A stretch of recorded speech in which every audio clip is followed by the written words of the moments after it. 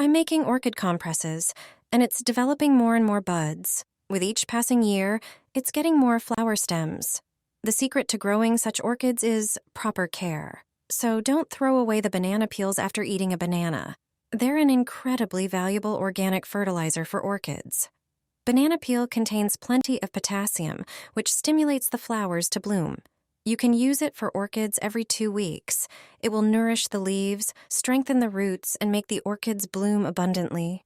Even just wiping the orchid leaves with a banana peel is incredibly useful. The leaves will become shiny and have a beautiful green color because of it. This way, you'll provide them with the necessary nutrients. To encourage bud development, use banana peel in another way.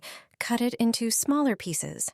Pay attention to the flower stems and where new buds and flower shoots might appear. Take a piece of banana peel and frog clips. Wrap the banana around that spot. Such a compress will deliver the necessary nutrients exactly where they're needed. It will stimulate the orchids to produce new shoots and flowers. Thanks to these regular compresses, the orchids bloom like those of the best breeders.